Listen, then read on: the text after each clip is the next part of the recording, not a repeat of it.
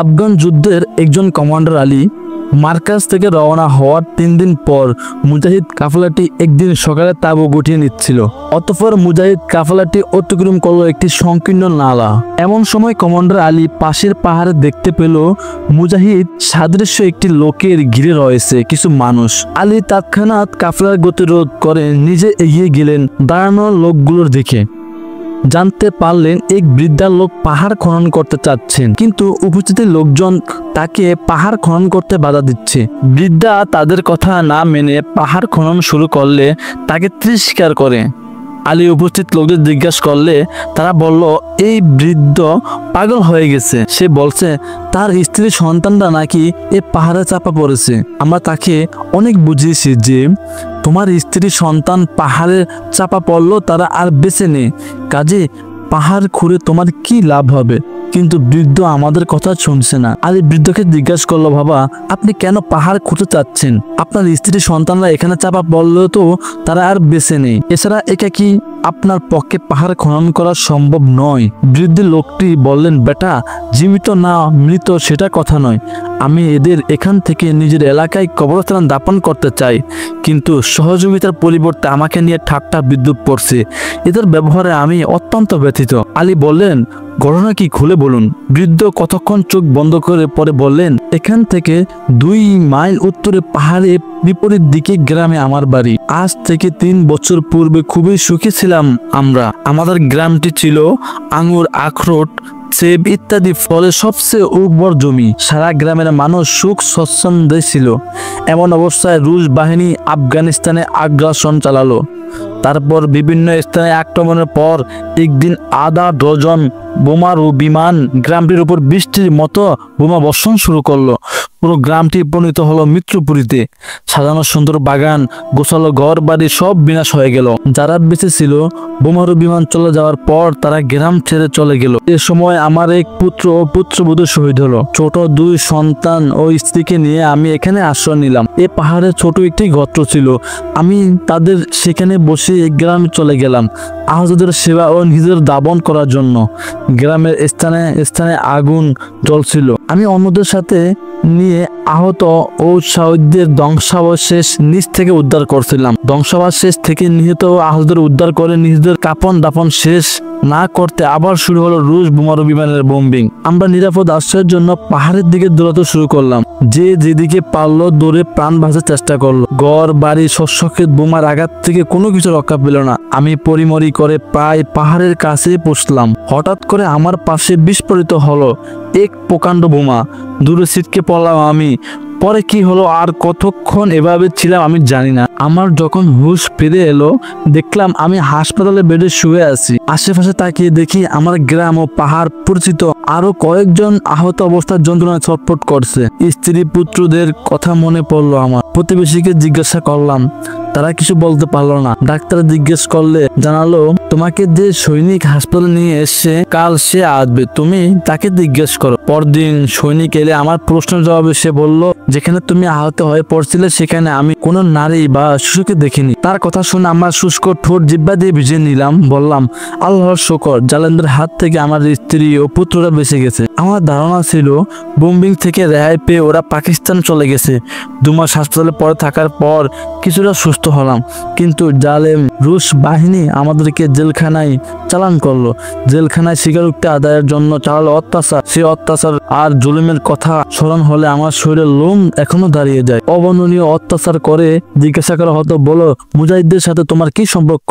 অত্যাচার সহ করতে না পেরে আমার সামনে অনেকে শহীদ হয়ে যায়। এভাবে প্রত্যেক কয়েদির উপর চলতো হায়নার আক্রমণ। বিরুদ্ধ আলীকে নিজের হাত দেখিয়ে বলল, বেটা এই দেখ, জালেমরা আমার নখের নিচ দিয়ে গরম সুই পুঠিয়ে আমার সবগুলো আঙ্গুল নষ্ট করে দিয়েছে। ওরা কয়েদির শরীরের গোস্ত কেটে নিয়ে সেখানে লবণ ও মরিচে গুঁড়া দিয়ে দিত। এখনো আমার শরীরে গর্তগুলো ভরাট হয়নি। অসহায় যন্ত্রণা যখন কয়েদিরা ছটফট করত তখন ওরা অট্ট হাসিতে পেটে উঠত। কয়েক মাস কয়েদখানা আমাকে এভাবে শাস্তি দিয়েছে ওই হায়নারা। গ্রেপ্তারির 2.5 বছর পর একদিন কয়েদখানার রুশ অফিসার আমাকে ডেকে পাঠালো। মুখোমুখি হলে আমাকে বলল, তুমি যদি পাকিস্তানের অভ্যন্তরে ঢুকে সন্ত্রাসী কর্মকাণ্ড পরিচালনা করতে পারো তাহলে তোমাকে ছেড়ে দিব। আমি সাথে সাথে না বলে দিলাম। আবার আমাকে খেলা করে পাঠানো হলো। ফিরে গেলে জেলখানার সাথীরা আমাকে বোঝাতে চেষ্টা করলো এই শর্তে বের হয়ে যাওয়ার ভালো ছিল, কিন্তু আমি তাতে রাজি হইনি। যারা আমাদের অসহায় স্ত্রী পুত্রদের এদেশে মানুষের দুর্দিনে ঠাঁই দিয়েছে, তাদের নিরাপদ শিশু পুত্র কন্যাদের উপর আমি বোমা নিক্ষেপ করতে পারবো না। এভাবে আরো 3-4 মাস কেটে গেল।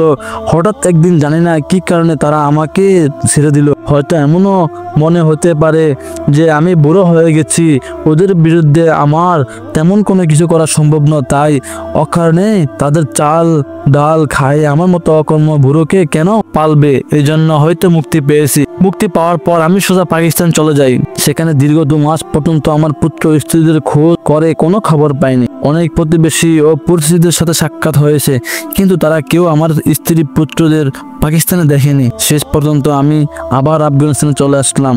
এখানে এসে দেখি পাহাড়ে আগে যে ঘটতে ছিল সেটি এখন নেই। প্রথমে আমার সন্দেহ হয়েছিল হয়তো পাহাড়টি আমি হারিয়ে ফেলছি, কিন্তু আমার স্মৃতিশক্তি এত দুর্বল হয়নি যে আমার গ্রামের পাশে অবস্থিত পাহাড়টি আমি চিনব না। যদিও এটির পূর্ব আকৃতি বোমার আঘাতে হায়নাদার বাহিনী বিগড়ে দিয়েছে। বোমার আঘাতে সেই গর্ত মুছে গেছে এবং উপর দিকটির ঝোপঝাড় সৃষ্টি হয়েছে। পাহাড়ের বিকৃত ও পরিবর্তন দেখে আমি ভেবেছিলাম ওরা হয়তো এখানে নিহত হয়েছে, আর পাহাড় খুঁড়ে কি হবে, এখানে থাক। কিন্তু আমার সন্দেহ হলো যদি ওরা বেঁচে থাকে আর এখান থেকে চলে গিয়ে থাকে, তাহলে এখানে বেঁচে আছে এবং আমার অপেক্ষা করছে, কিন্তু আমার সন্ধান পাচ্ছে না। এসব সন্দেহ দূর করার জন্য শেষ পর্যন্ত আমি সিদ্ধান্ত নিলাম যে আমি পাহাড় ঘুরে দেখব। যদি আমি পাই তবে নিশ্চিত হলাম, না হয় ওদের খুঁজে বের করব। কিন্তু দুঃখের বিষয়, এসব লোক আমাকে সাহায্যের পরিবর্তে বিদ্রুপ করছে। বেটা তুমি বলো এখন আমি কি করব? গর্তে খুঁড়ে ওদের না পেলে আমি খুঁজে ফিরবো, না হয় এইভাবে শান্ত হব যে ওরা ইন্তকাল করছে। বৃদ্ধের হৃদয় বিদারক কাহিনী শুনে সেখানে দাঁড়ানো অনেকের চোখে অশ্রু এসে গেল। কমান্ডার আলী বললেন, বাবা আপনার যন্ত্রণা আমরাও ব্যথিত। আফগানিস্তানের অধিকাংশ পিতার জীবন এমনই দুঃখজনক ঘটনা ভরপুর। কেউ সন্তান হারিয়েছে, কেউ হারিয়েছে বাবা মা। ঠিক আছে, পাহাড় খনন করতে আমরা আপনাকে সাহায্য করব। আলী ও তার সাথীরা গর্তের মুখ থেকে মাটি সরাতে শুরু করলো। তাদের দেখা দেখি এভাবে অনেকে শরিক হলো। সকাল 10টা থেকে শুরু করে মাটি সরানোর কাজ চললো দুপুর 1টা অবধি, কিন্তু কোনো মৃত মানুষের আলামত চোখে পড়লো না। সাথীরা জোহরের নামাজ ও খানাপিনা শেষ করে আবার মাটি খুঁড়তে লেগে গেল। কমান্ডার আলী বিরামহীনভাবে মাটি সরাচ্ছিল। আসরের সময় নিকটবর্তী হলো। হঠাৎ বৃদ্ধ ব্যক্তি চিৎকার করে বলল, এই তোমরা থামো থামো, আমি পেয়েছি। বৃদ্ধের চিৎকার শুনে সকলে সেদিকে অগ্রসর হলো। বৃদ্ধ বলল, এই দেখো আমার মেয়ের গুঞ্জনের হাত। সকলে গভীরভাবে খেয়াল করতে বুঝতে পারলো ঠিকই একটি ছোট্ট হাতের আঙ্গুল দেখা যাচ্ছে। অতঃপর আলীর নির্দেশ সকলে সাবধানতার সাথে আস্তে আস্তে মাটি সরাতে লাগলো। কিছুক্ষণের মধ্যে তাদের লাশ বের হয়ে আসলো। দেখা গেল এই বৃদ্ধা নারী, একটি ছেলে, একটি মেয়ের উপর হয়ে পড়ে আছে। তখনও তাদের কাপড়গুলো সম্পূর্ণ অক্ষত তাদের লাশ। এদের অবস্থা এমন ছিল যে বৃদ্ধা বাহিরে কাউকে দেখে ভারী কাপড় দিয়ে নিজের চেহারা আবৃত করছিল। কাছে ছিল ওই ছেলে ও মেয়ের দিকে তাহার হাত প্রসারিত। ছেলেটির মাথায় টুপি এবং মেয়ের মাথায় চুলগুলো আফগানি নিয়মে বেনি পাকানো। কাছে গিয়েও কেউ ভাবতে পারেনি যে তারা মারা গেছে। দেখে মনে হচ্ছিল হয়তো এখনই হেসে উঠবে তারা। 3 বছর পর তাদের লাশগুলো কোনো রূপ বিকৃত হয়নি, না তাদের কাপড়গুলো নষ্ট হয়েছে, না তাদের শরীরে পছন্দ ধরছে, আর না তাদের পোকামাকড় খেয়েছে। এই দৃশ্য যেমন ছিল ইমান দীপ্ত, ঠিক তেমন ছিল রুশ হানাদারের নির্মম জুলুমের জ্বলন্ত সাক্ষী। আলী নিজকে নিয়ন্ত্রণে এনে বৃদ্ধকে শান্ত করলো। 3 বছর পর তরতাজা লাশ নিয়ে বৃদ্ধের পারিবারিক কবরস্থানে দাফন করলো। তাই তো কোরআনে কারিমে ইরশাদ হয়েছে, শহীদ জীবিত, তোমরা কেউ তাদেরকে মৃত বলো না।